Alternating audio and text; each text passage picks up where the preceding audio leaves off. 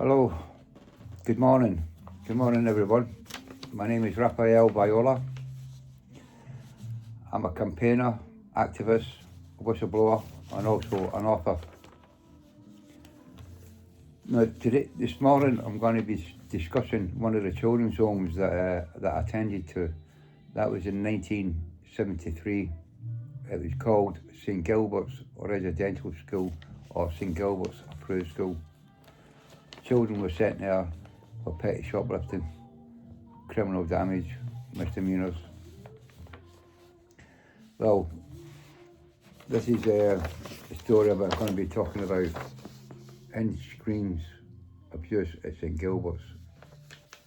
In the middle there is Brother Roderick, paedophile priest, paedophile Christian brother. Now this is going to be a wee bit triggering for somebody, so I'm going to warn you what I'm going to be reading.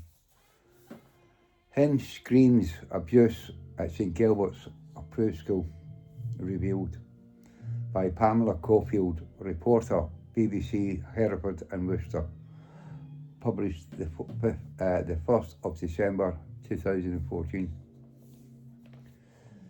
Pupils were beaten and raped at a school run by religious orders have for the first time revealed a 30-year campaign of sadistic and degrading abuse. The former schoolboys, who were as young as 11, were there convicted of petty misdemeanours and sent to St Gilbert's in Worcestershire, are demanding answers from the De La Salle order, which ran the school under the governance of the Home Office. They want to know why a teacher convicted of sex offences against boys continued to be employed. Why were parents who complained about severe beatings ignored, and why did the police ignore the boys' cry for help? This is a picture of Joe Riley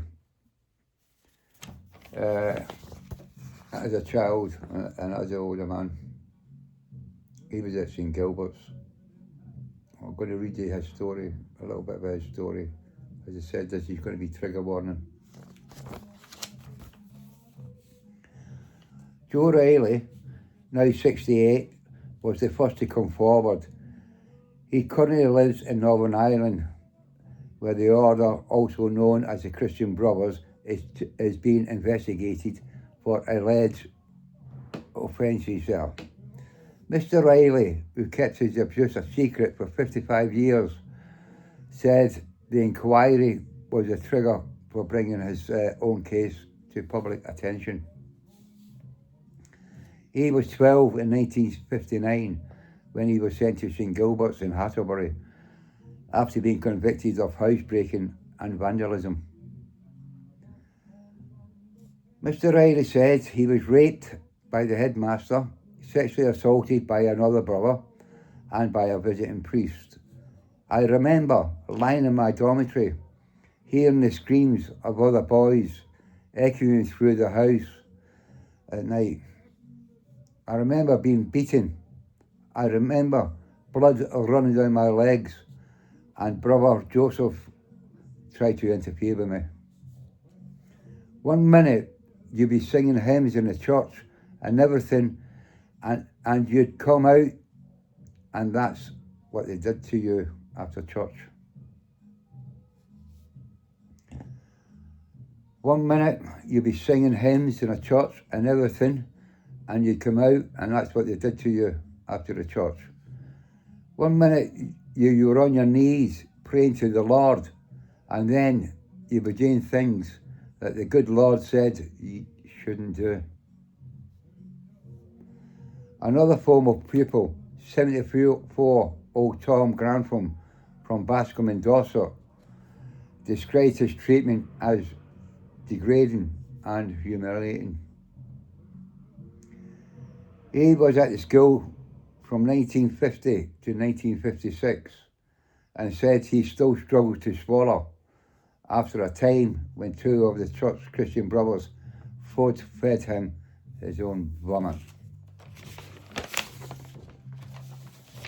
disgusting what happened to that school. But you can't complain. You put a complaint in. The Christian Brothers, the De La Salle, they said they were just employees. It's nothing to do with them. If I have a problem, it's the Home Office. Well, one boy's father had his concerns dismissed by police and the Home Office. He wrote a letter and made a formal statement which says, "I was horrified at what I saw and felt like crying." That's the truth. I have no objections to normal sustenance, as I understand they have to keep discipline. But these bruises were worse than any I've ever seen. If I had done that, I would have been prosecuted in court. An investigation concluded that the boy formerly been indulged by his family and that the beatings were not inappropriate severe. Mr. Riley says he and other posted a note through the policeman's postbox in the village of Hatterborough, where they were at school, but nothing was done, because the school was a home for young offenders. He says he thought they would not be believed. There's some more documents here. A letter from the Home Office notifying the order that the deputy head teacher, Brother Morris, had admitted indecent assault. Other files were embargoed until 2044. So they try to see these documents until 2044. Why? Why do they want to see documents until 2044? So the survivors are dead and the perpetrators are dead. It's not right. These files should be public. But I'll carry on. Reports from the Home Office inspections are at the National Archives in London. The some embargoed had been intended to be unavailable until 2044. Yeah, but they were recently released under the Freedom of Information Act and indicate serious concerns about the school. I'd like to know about these serious concerns. It was revealed that the deputy headmaster, Brother Morris, had been convicted of 6 accounts of sexually abusing boys at St Gilbert's, but he was reinstated as a teacher after being given a sentence of 3 years probation on conditions he attends a year in hospital. Pathetic. The file also shows that there has been various complaints about him to the De La Salle order, which sent him to Scotland.